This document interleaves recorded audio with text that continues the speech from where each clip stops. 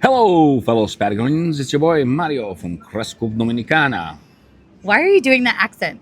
What accent? That's an accent? There's an accent?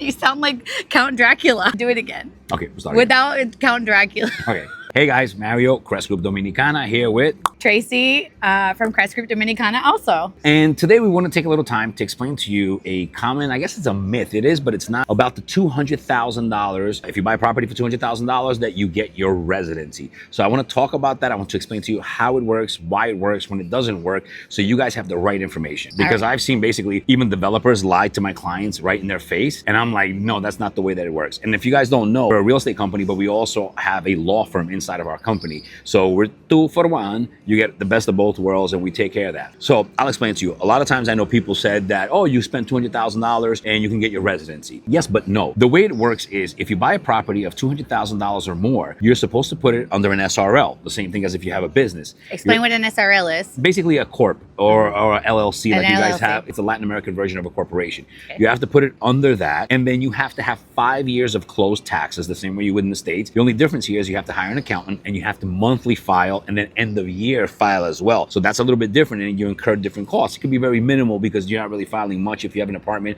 for yourself or Airbnb or whatever, but you have to file for those 5 years. And then after 5 closed years, you can apply for your permanent residency because of a $200 investment. But wait, there's more. There's a catch to it. On paper, it says 200,000, but that law's from a while back. And what they've done is they have kind of an internal rule now where they really want 250,000. So if you bought a $220,000 property and let's say you have your 5 years now and all of a sudden your paperwork is taking a while and things are happening and you're wondering why, it's because they really internally, unwritten, which happens a lot here in many different things, they want you to have 250,000 or more. Now, this also can work for a business. If you have a business, the difference is when you have a business, most businesses here, when you open up a corporation and an SRL, you have like 100,000 peso declared value or whatever.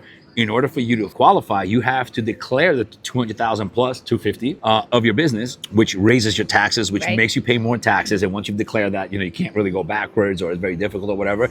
So you have to be very well aware of that. And you still have to have the 5 closed years. But there's more.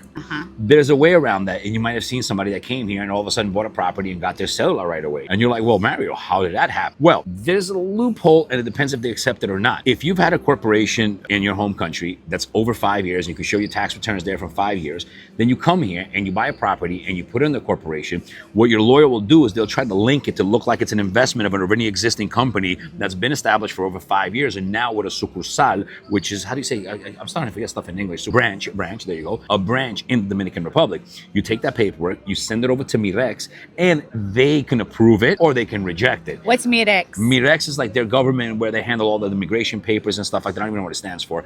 But that's pretty much, you hand it into the immigration basically, and they'll decide whether they approve you for that or not. Are they going to look at a person buying a $262,000 apartment different than a guy buying a $1 million penthouse?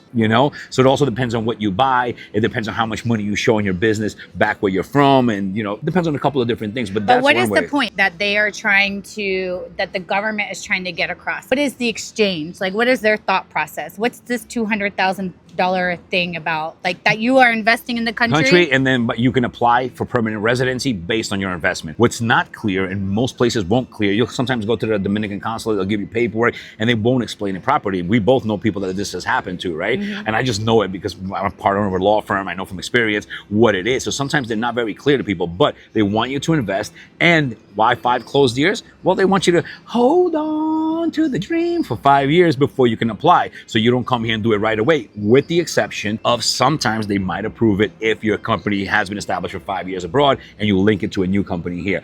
But that's subjective. It's not guaranteed, and it just depends on various anyways factors. It's not guaranteed even if you close the 5 years. Like, I mean, any type of residency anywhere is never guaranteed. Correct. Right? Like, Correct. Just even if you did it like the old-fashioned way, like marrying in a Dominican or with the retirement, they may or may not give you residency. Because here, the complicated thing here, and to be honest with you guys, is that it's a 2-step process, which normally doesn't happen in a lot of places. In other countries, you got paperwork, you go to the country, you put it in, boom, bam. Here, you got to do the entire process in your closest consulate to your home country or in your home country, and then you got to come back here and within a certain timeline do the same, all the process all over again, but more in depth. And a lot of times the things expire. Your FBI records, your doctor's note expired. Now you got to go back and you got to get it over again, and that's a flight and everything like that. You're not getting it done in country, so that's what's held a lot of people back, and a lot of times it expires and stuff like that. But I do want you to understand that you're not going to come here, you're not going to spend $200,000, $300,000, $400,000 on an apartment and just say, hi, look, I've got my apartment, my title or whatever, give me my apply for my permanent residency. It does not work like that. It doesn't matter what they put in social media,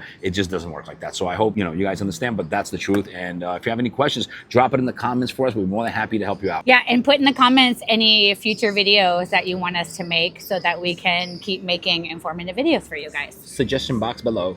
Bye.